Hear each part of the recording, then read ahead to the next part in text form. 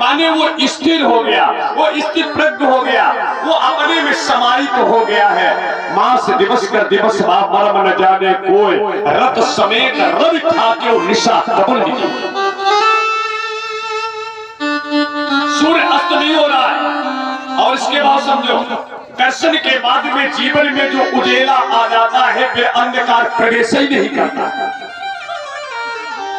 अस्त नहीं होने का अर्थ समझे आप, जीवन में उस व्यक्ति का अस्ताचल की ओर जाना समाप्त हो जाएगा, वो हर समय उदयाचल की ओर बना रहेगा। उसके जीवन का एक नया अभ्युदय होता है। जब दर्शन होता है तो नया जीवन होता है। समझे आप, सूर्य ने भगवान का दर्शन किया। अब एक और चौपाई समझे, तुलसी ने कहा सर्वस्व दान दीन सब काहू, यही बाबा राखा नहीं काहू। ये थोड़े विशिष्ट चौपाइयां हैं। दशरथ जी ने सर्वस्व दान, दशरथ जी का सर्वस्व है क्या? राम। वहां लिखा है दशरथ ने सर्वस्व दान दीन सब काहू।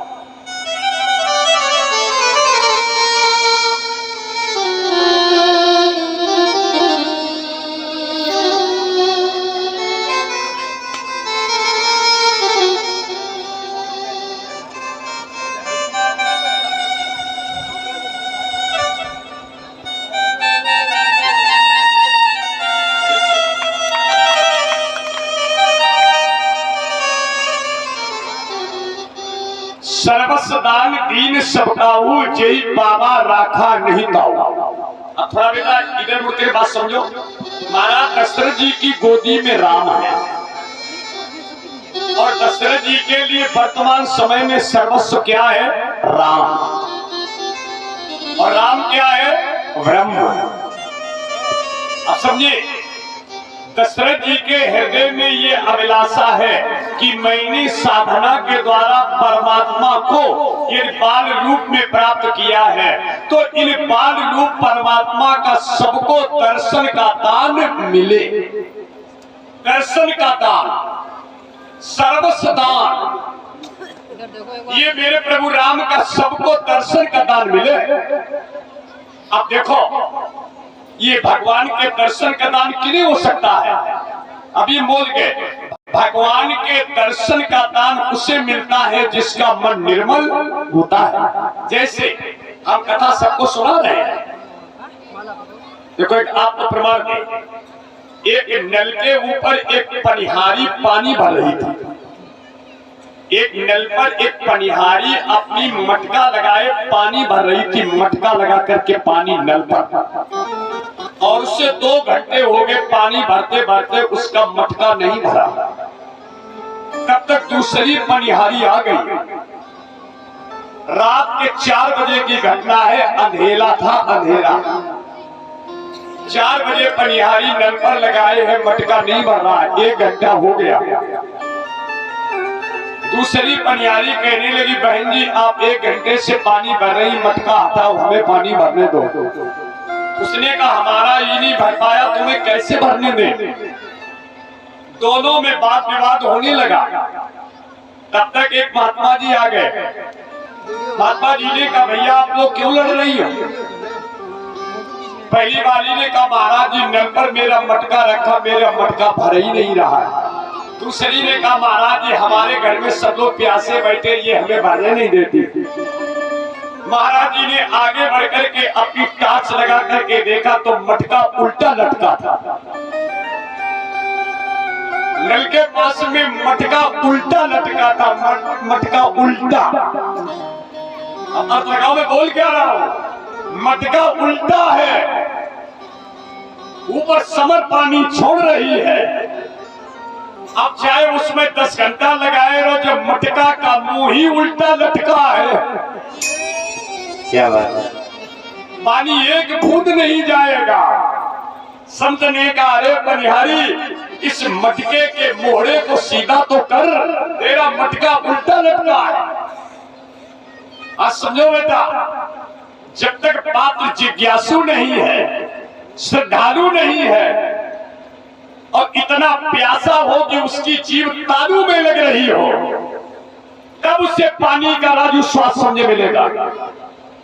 तब उसे पानी न खारा है, न मीठा है, न जूठा है, न ये किसी जात का है, केवल उसके जीवन का लक्ष्य होता है पानी लाओ। इतनी प्यास सब हो, तब ध्यान दीजिएगा। बड़ा आदमी वहां बोल रहा हूं, अब बेटा हमारी बात समझो तो, सर्वस्व दान तीन सप्ताह, दान तो दे रहे हैं, समर पानी तो दे रही है, लेकिन पात्र ही उल्टा लटका है।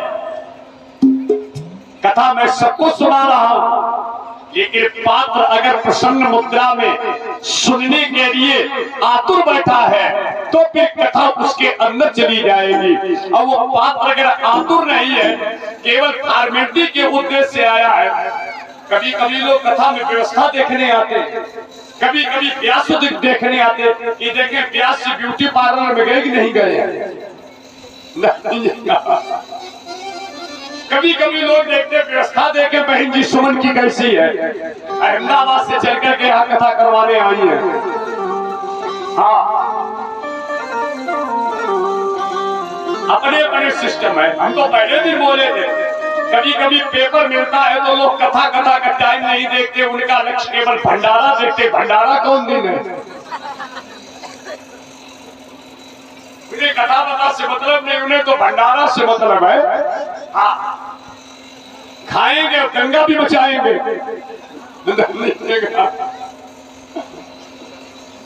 बात ये तो अपने अपने उद्देश्य है। दशरथ जी ने राम रूपी दान दिया, राम रूपी दान, और जिसने राम का दान पाया है उसके पास से सदा सदा के लिए अज्ञानता अविवेकता चली गई। यही बाबा राखा नहीं ताऊ। इस तरीके से ये राम जी के जन्म की पावन कथा का दर्शन आपने समय सीमा के अंतराल में किया। परीक्षित जी ने सुखदेव जी से निवेदन किया, आपने राम कथा का तो दर्शन में करवाया, लेकिन अभी आपने मेरे गोविंद की कथा नहीं सुनाई। थोड़ी बात बेटा अच्छे मन से समझना। ये परीक्षित नाथुराम बैठे हैं, इनकी पत्नी बैठी, पुण्य इनका पुण्य जागा है इनकी बिटिया सुमन के द्वारा। लड़की के द्वारा आज महतारी बाप को जिंदा स्वर्ग में नहीं बैकुंठ में बैठा दिया गया। आज लड़की के द्वारा माँ बाप कथा मायके में सो रहे बैठ करके। लड़की से दो कुल तरते हैं, पिता का कुल तरता है और पति का कुल तरता है। हाँ, अपनी सदाचारी लड़की और अपने सदाचारी बेटा के बीच में बैठ करके सुमन अपने माँ बाप को अपनी मेहनत की कमाई से अहमदाबाद से चल करके माई के मंदिर में बैठ करके कथा का परमानंद उठाता। लोग कहते बेटा से उद्धार बाप का होता है, लेकिन यहाँ प्रत्यक्ष आप देखो लड़की से माँ बाप का उद्धार होता है। लोग बच्चे को मानते हैं, बेटा मैं बच्चे को नकार नहीं रहा हूं, लेकिन मैं जो दिल से लड़की के सम्मान करता हूं, बच्चा खराब नहीं। बच्चा मेरी दौलत का भूखा बंटवारा करवाने के लिए बैठा है। लड़की को मालूम हो जाए कि मेरे माँ बाप को दिक्कत है, ससुराल के सुखों में लात लगा करके उसे माँ बाप का दर्द याद आता है। सारे ससुराल के सुखों को छोड़ करके अपनी टूटी झोपड़ी में माँ बाप के लिए अपना जीवन दान कर सकती लड़की। लड़की माँ बाप के कभी आंसुओं को बेटा बहते देख नहीं सकती, ससुराल में कितना भी सुख से मिला हो। जनक जी जिस समय चित्रकूट में गए तो सीता जी फटिक शिला पर बैठी थी, झरने का पानी पी रही थी। जनक जी जिस समय चित्रकूट में गए तो माता सीता जी फटिक शिला पत्थर पर बैठी थी, छाल पहने थी, पत्थर की छाल, और झरने का पानी पी रही थी। जनक जी ने जिस समय सीता को पत्थर के शिला पर पानी पीते देखा तो प्रेम के आंसू टपकने लगे, रोए नहीं थे। ये वही मेरी सीता बिटिया है जो सोने के पलंग पर लेट करके और सोने के बर्तनों में भोजन करती थी, और आज यही पत्थर के शिला पर बैठ करके झरने का पानी पी रही है। जनक जी ने कहा, पुत्र पवित्र किए कुल दो, पिता तुमने दोनों कुलों को पवित्र कर दिया। अगर तुम्हारी जैसी बिटिया हमें मिली ना होती तो मेरे को परमात्मा राम दामाद के रूप में नहीं मिलता। सीता जैसी सदाचारी लड़की न होती तो जनक जैसे बाप को परमात्मा राम नहीं मिलता।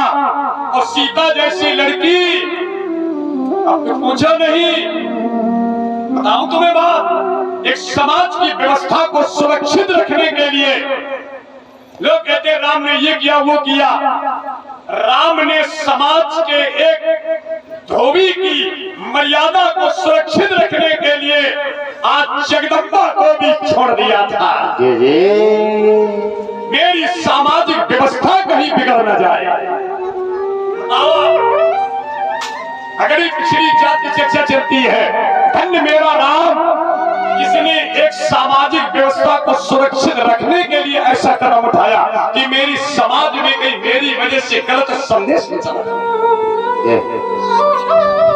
बेचारे आप जो प्रबुद्ध वर्ग की लड़कियां बैठी हो, भले किसमें राम का हाथ नहीं है। सीता जी ने स्वयं कहा था अगर मेरे द्वारा सामाजिक व्यवस्था संभल रही हो तो प्रभु हमें बन जाने में कोई दिक्कत नहीं है।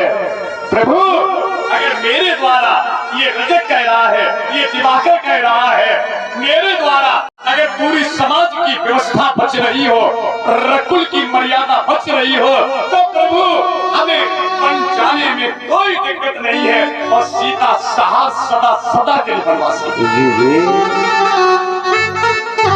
धन्य प्रभु राम तुम्हारी, धन्य है जगदम्बा सीता तुम्हारा आदर्श जो तुमने समाज के एक निम्न वर्ग के या समाज के एक अंग को सुरक्षित रखने के लिए इतना बड़ा निर्णय लिया।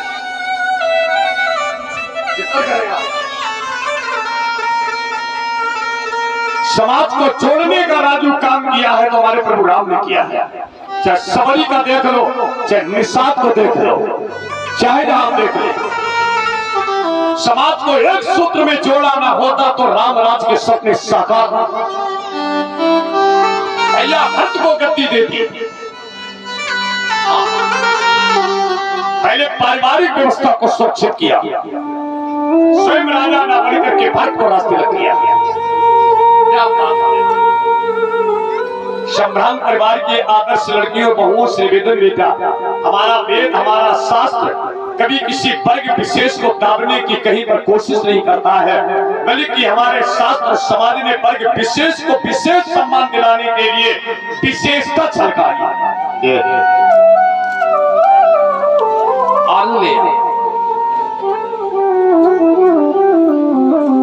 बहुत अच्छे मन से विचार करें।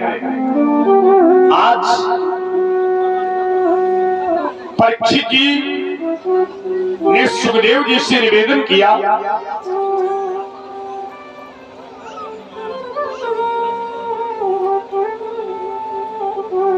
हाथी बैठ रहा जगत सिंह,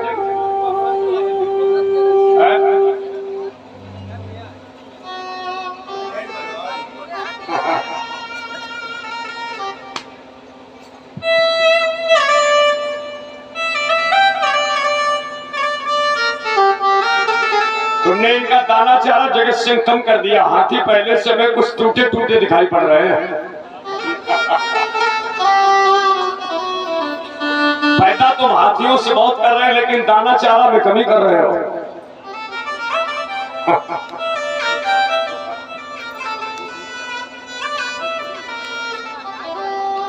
क्यों नेता, अभी तुम्हारे भांजे पूरा माल खाने के चक्कर में हो गए। हाथी ने कमाई बहुत दे रहे हैं।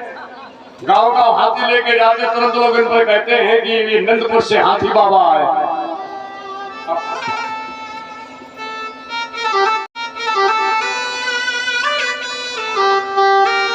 अब अगली कथा में जगत सिंह तुम्हें अब हम लंगोटी दे देंगे, पीला कुर्ता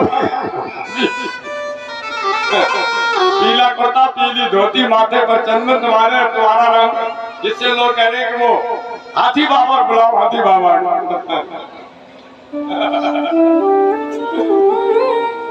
पहली बार संपर्क में हुआ, एकदम से ये मंच बना तैयार हो गया, कुछ सहयोग दे दिया, कुछ भगवान की कृपा हो गई और ये तो एकदम छाए घूम रहे जगत से। कुछ सहयोग हो गया, कुछ कृपा हो गई, काम चका चकत का हो गया। नहीं हवा बंद है। खैर कथा सुनो। परीक्षित जी महाराज जी ने सुखदेव जी से निवेदन किया, आपने हमें प्रभु राम की बड़ी सुंदर कथा सुनाई, लेकिन भगवान अभी हमारे अंदर जो उथल पुथल है वो मेरी शांत नहीं हुई। सुखदेव जी ने कहा, परीक्षित जी इतनी कथा सुनाने के बाद में तुम्हारी उथल पुथल क्यों नहीं शांत हुई? मन की स्थिति तुम्हारी थमी नहीं थमी। लेकिन क्यों? तुमने अभी हमारे इष्ट की कथा नहीं सुनाई। परीक्षित अपना इष्ट किसे माना है? श्री गोपाल जी को। परीक्षित जी के जो इष्ट है श्री बंसी वाले हैं। क्यों? ये परीक्षित अपनी विधवा माता उत्तरा के गर्भ में थे। परीक्षित की माता का नाम उत्तरा है। इनका पिता अभिमन्यु जब चक्रव्यूह की लड़ाई में फंस करके मारा गया, मां इनकी जवान अवस्था में विधवा हो गई। परीक्षित जी पेट में थे। परीक्षित को मारने के लिए अश्वत्थामा ने बाण चलाया। तब इन परीक्षित को विधवा माता उत्तरा के गर्भ में बचाने के लिए भगवान कन्हैया इतने बड़े बनकर के अंदर गए। परीक्षित से कथा सुनो। इन परीक्षित की माता विधवा हो गई थी जवानी में। इनकी माता का नाम उत्तरा था। उत्तरा जिन्हें आज नाथुराम जी को जो कथा सुनने के लिए परीक्षित का स्थान मिला है। इन परीक्षित को बचाने के लिए भगवान इतने बड़े बनकर के उत्तरा के गर्भ में गए। अब आप विचार कीजिएगा वो विधवा कितनी भाग्यशाली है, जिस माता विधवा के गर्भ में भक्त परीक्षित और भगवान बंसी वाले दोनों एक साथ बैठे। एक बात बताऊं तुम्हें, भगवान के स्वभाव में कृपा है। आप कुछ भी करना, अगर भगवान के सामने तुम बैठ करके आंसू बहा दिया तो मेरे भगवान कृपा कर देगा। उनके स्वभाव में ही कृपा है। बोलिए आप, यदि प्रभु का नाम दयानिधि है तो दया भी करेंगे कभी न कभी। मेरे प्रभु का नाम दयानिधि है तो दया भी करेंगे कभी न कभी। हमारी बिटिया हमारी बहुएं बहुत ध्यान दे बेटा। हमारे भगवान का नाम दीन बंधु है। अगर इनकी तुम पूजा करती रही और करते करते किसी दिन अगर तुम्हारे आंख से आंसू गिर गए तो इनका कलेजा फट जाएगा। और एक दिन निश्चित ऐसा होगा जो बेटा तुम्हारे नेत्र आंसू छोड़ेंगे, मेरा गोविंद द्वारिका से दौड़ेगा। राधे राधे राधे कहने की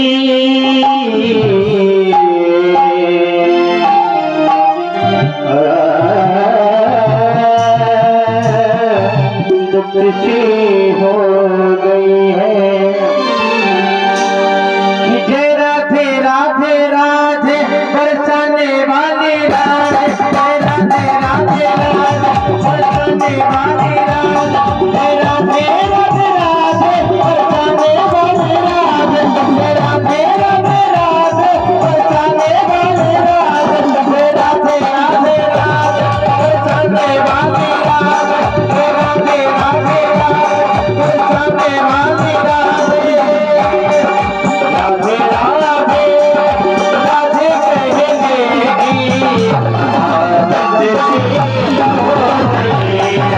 राधे राधे राधे कहेंगे राधे राधे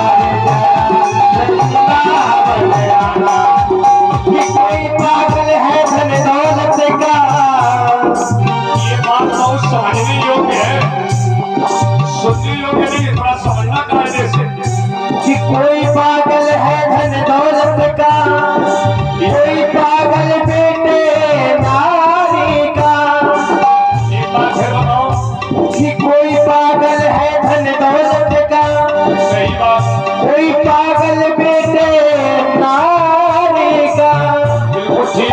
और सच्चा पागल भोगी है जो पागल बाके बिहारी का, पागल बाके बिहारी का, जो पागल बाके बिहारी का। अब ये बताओ भैया कौन कौन पागल है? पागल को ही नहीं भैया, सब सहूरदार हैं। इसमें ये बोला कि सच्चा पागल हो ये पागल बाके बिहारी का। कौन कौन पागल है? ऐसे अदला बदला पागल हो तो खाना वाकई में पागल तो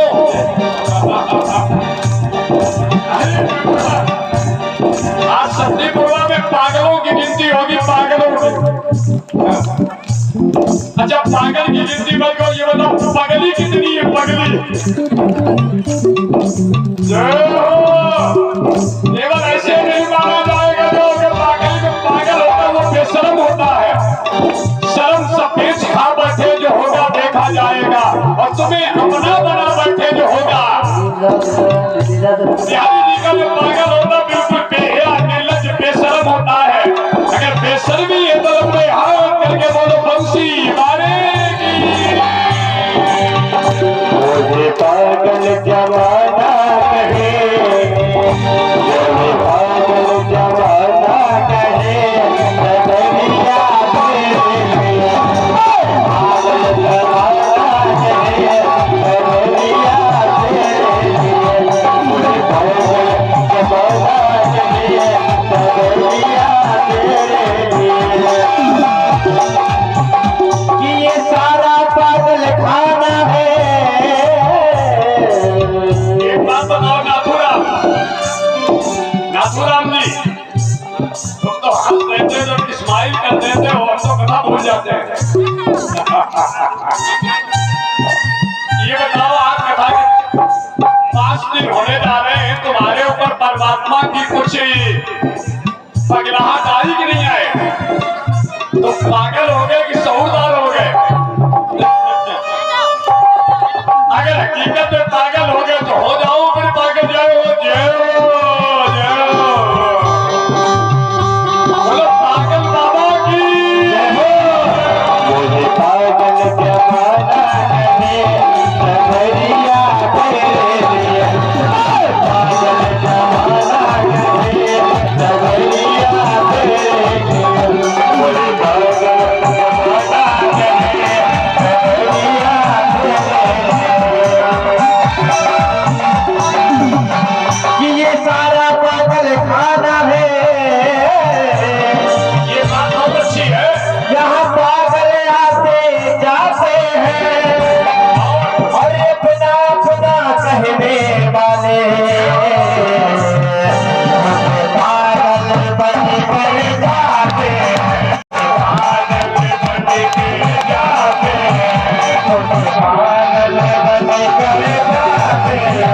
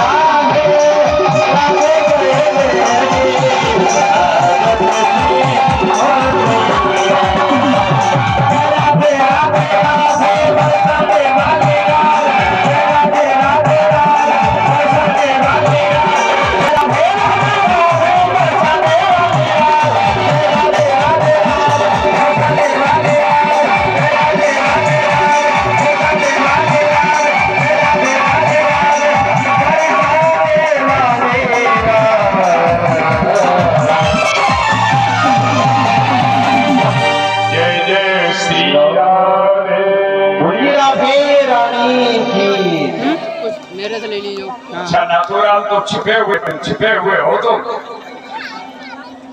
और इतने कायदे से ऐसे निकलते हो। आओ कथा में आ जाओ, उसी जगह पर